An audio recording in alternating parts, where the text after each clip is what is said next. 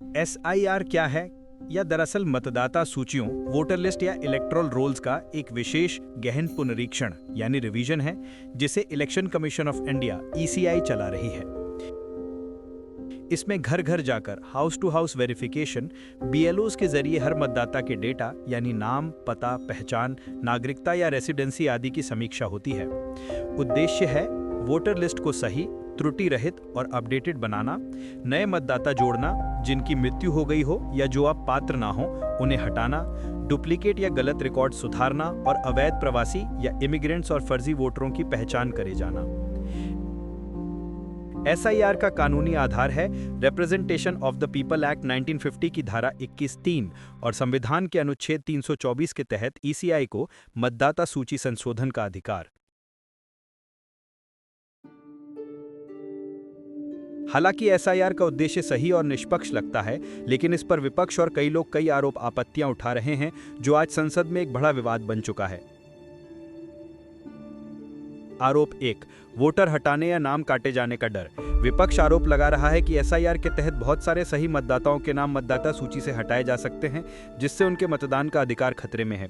कई जगहों जैसे कि राजस्थान में लोगों ने डर के कारण अपने पुराने रिकॉर्ड या जन्म प्रमाण पत्र बनवाने की होड़ शुरू कर दी है, ताकि नाम कटने से बचा जा सके। आरोप 2, SIR को राजनीतिक हथियार बनाने का आरोप। विपक्षी दलों का कहना है कि SIR को इस तरह से लागू किया जा रहा है कि यह किसी एक पार्टी, विशेषकर सत्ताधारी को फायदा पहुंचाए, यानी वोटर लिस्ट में बदलाव, नाम हटाना या जोड़ना, विदेशी संदिग्ध मतदाताओं को बाहर करना आदि, ताकि चुनाव परिणाम प्रभावित हों। उनका दावा है कि यह प्रक्रिया लोकतंत्र और चुनाव की निष्पक्षता को कमजोर कर सकती है, अर्थात SIR को वोट चोरी जैसा बताया जा रहा है। SIR के पीछे चुनाव आयोग की असली नीयत का पर्दाफाश अगर करना है तो बस आप ये वाला कागज पढ़ लीजिए। ये असम का SIR का आदेश है। याद रखिए, चुनाव आयोग क्या कहता है, SIR इसलिए करनी है ताकि विदेशी घुसपैठियों की, जो लोग नागरिक नहीं हैं, उनकी शिनाख्त की जा सके। असम ये वो राज्य है जहां जन आंदोलन हुआ, 1985 के अंदर भारत सरकार के साथ एग्रीमेंट हुआ, उसके बाद सुप्रीम कोर्ट के तहत नेशनल रजिस्टर ऑन सिटीजनशिप करके एक एक नागरिक के दस्तावेजों की जांच हुई। प्रकाशित नहीं हुआ है, लेकिन काम हुआ है। ठीक उसी राज्य में चुनाव आयोग ने फैसला किया है कि वो SIR में नागरिकता की जांच नहीं करेगा। यह है आदेश, 22 पेज का आदेश है। क्या कहता है, देश के बाकी सब राज्यों में आपसे एन्यूमरेशन फॉर्म भरवाया जाएगा, लेकिन असम में एन्यूमरेशन फॉर्म नहीं भरवाया जाएगा। और कागज, तमिलनाडु में कागज मांगे जाएंगे, पंजाब में कागज मांगे जाएंगे, राजस्थान, उत्तर प्रदेश में मांगे जाएंगे, लेकिन असम में किसी कागज की जरूरत नहीं है। तो कैसे SIR होगा? BLO आपके घर आएगा, आपसे पूछेगा आपके घर कितने लोग हैं, अच्छा ठीक है, और कोई तो नहीं है, टिक करेगा, चला जाएगा, हो गया साहब SIR पूरा। मतलब बीमारी बहुत गंभीर है, हर व्यक्ति को दवा लेनी है, कड़वी है लेकिन जरूर लेनी है, लेकिन जिस एक व्यक्ति के बारे में टेस्ट होके पता लग गया है कि वो बीमार है, उसे दवा नहीं लेनी। खेल क्या है, जांच का रिजल्ट भी आ चुका है। रिजल्ट में पता लगा है कि असम में 19 लाख लोग ऐसे हैं जो पहली नजर में इस जांच के तहत विदेशी हैं। अब आप कहेंगे चलिए सबसे आसान काम है, तो 19 लाख लोगों का नाम काट दो, ये तो हो गया SIR का काम, तो आधा हुआ पड़ा है। नहीं, खेल ये है कि टेस्ट से ये भी पता लग गया है कि उस 19 लाख में से कितने हिंदू, कितने मुसलमान। आप सोचिए कितने होंगे, 12 लाख हिंदू हैं। असम के अवैध विदेशी आप्रवासियों में 19 लाख में से 12 लाख हिंदू हैं और 7 लाख है मुसलमान। मतलब अगर SIR में ये 19 लाख वोट कट गए तो किसे नुकसान होगा? 12 लाख वोट जो कि हिंदू हैं वो बीजेपी के जाएंगे, मुस्लिम जो हैं वो नॉन बीजेपी खाते में जाएंगे।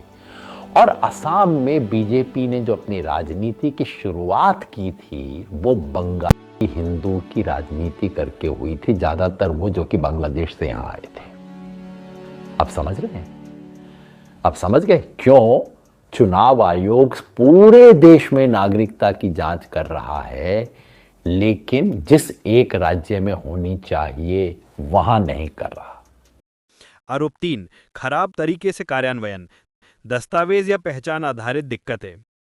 कई मतदाताओं के पास सही पहचान या दस्तावेज नहीं है या रिकॉर्ड अपूर्ण है। ऐसे में उनका नाम हट जाने या डिस्क्वालीफाई हो जाने का डर है। प्रक्रियात्मक त्रुटियां, गलत वेरिफिकेशन या बीएलओस पर दबाव आदि की शिकायतें उठ रही हैं, जिससे लोगों को असुरक्षा महसूस हो रही है। आरोप 4, एसआईआर पर संसद में चर्चा करने से सरकार बच रही है या जवाब देने से टाल रही है। विपक्ष मांग कर रहा है कि एसआईआर को संसद में मुद्दा बनाकर पूरी तरह से चर्चा हो, क्योंकि इसे लोकतंत्र और वोटर अधिकारों से जुड़ा बेहद अहम मसला बताया जा रहा है। लेकिन सरकार कह रही है कि मतदाता सूची संशोधन की प्रक्रिया ईसीआई का काम है, इसे संसद यानी विधायिका का मसला नहीं बनाना चाहिए। इस असहमति की वजह से संसद का शीतकालीन सत्र पहले दिन ही बाधित हो गया। The only thing I'm referring to today is, please give some time.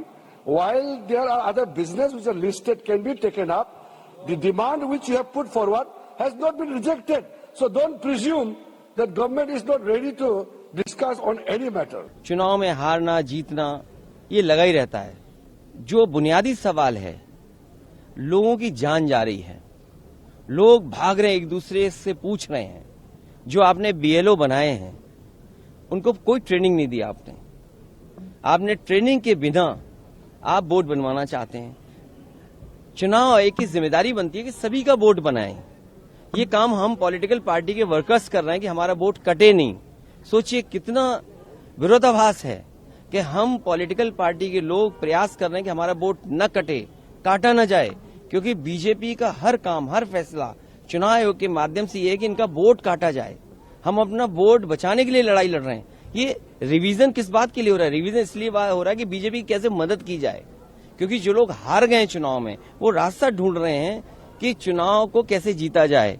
इनके पास रिसोर्सेज हैं और रिसोर्सेज इतनी हैं कि इन्होंने बड़ी बड़ी आईटी कंपनी हायर की हुई हैं।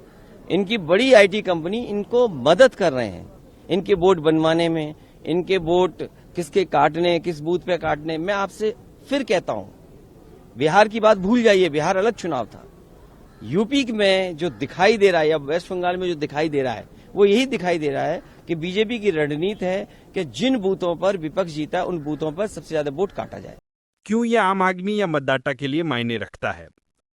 अगर आपका नाम गलती से हट गया या आपकी पहचान या डॉक्यूमेंट सही नहीं तो चुनाव में वोट नहीं दे सकेंगे, यानी वोट देने का आपका हक खतरे में।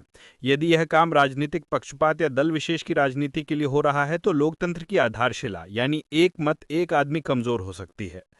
मतदाता सूची की पारदर्शिता, निष्पक्षता और हर एलिजिबल नागरिक को वोट देने का मौका मिलने ये लोकतंत्र की बुनियाद है। एसआईआर और उसके विवादों की वजह से ये सवाल खड़े हो रहे हैं।